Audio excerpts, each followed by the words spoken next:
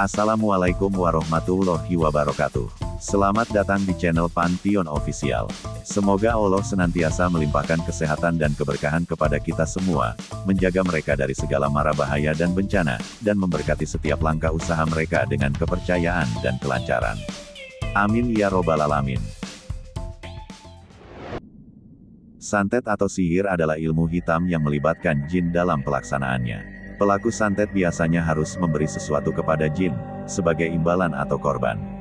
Santet bisa ditujukan kepada individu atau kelompok yang dibenci atau dicintai oleh pelaku. Santet yang bertujuan untuk mendapatkan cinta seseorang, disebut pelet. Sihir bisa berdampak buruk atau baik bagi sasaran, tergantung niat pelaku. Banyak orang yang masih melakukan santet atau sihir untuk tujuan tertentu. Ada yang berharap orang lain sakit atau mati, ada yang berusaha menghancurkan usaha atau rumah tangga orang lain. Kita harus berhati-hati dengan hal ini, karena mungkin saja kita menjadi korban santet dari orang-orang yang dengki, atau tidak suka kepada kita. Di video ini, saya akan menginformasikan kepada Anda, tentang benda-benda yang biasa digunakan oleh pelaku santet, dan harus Anda waspadai, jika ada di rumah atau tempat usaha Anda. Tapi sebelum kita lanjut, bagi Anda yang belum subscribe channel saya, silakan tekan tombol subscribe, dan nyalakan lonceng notifikasinya agar Anda tidak ketinggalan video-video terbaru dari channel saya. Pertama, tanah kuburan. Salah satu benda yang sering dipakai untuk santet adalah tanah kuburan. Tanah kuburan ini berfungsi sebagai penghubung antara pelaku dan sasaran santet. Tanah kuburan ini diambil dan dibalut dengan kain kafan, lalu dikirimkan di malam hari. Saat dikirim, santet ini tampak seperti bola api raksasa yang disebut banaspati.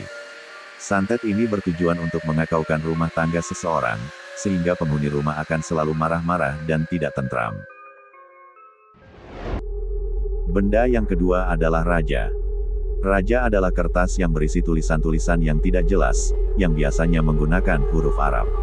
Kadang-kadang raja ini dilipat menjadi bentuk manusia, hewan, atau pola lainnya.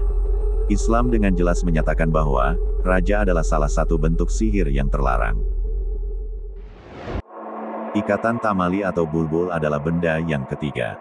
Ini adalah ikatan yang mengandung perjanjian dengan jin yang sering dipakai dalam santet.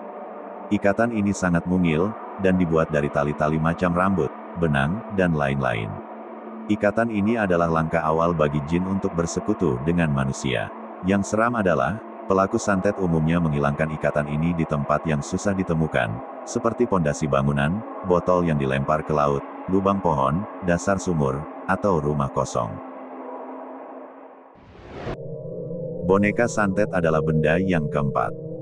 Praktek ini biasanya bertujuan untuk menyebabkan musibah bagi korban, seperti serangan fisik, mental, dan sejenisnya.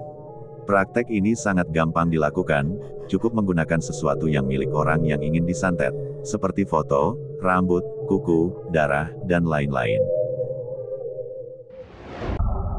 Benda yang kelima adalah binatang melata atau serangga. Santet bisa juga berupa pengiriman hewan-hewan yang beracun atau menjijikkan.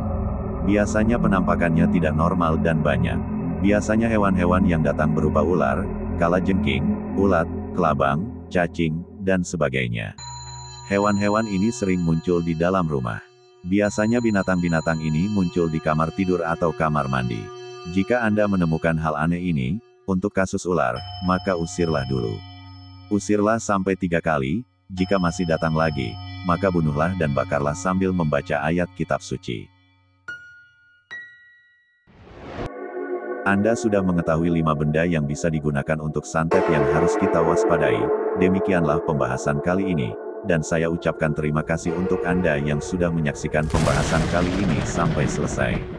Semoga apa yang telah saya bagikan hari ini bisa berguna untuk Anda semua. Wassalamualaikum warahmatullahi wabarakatuh.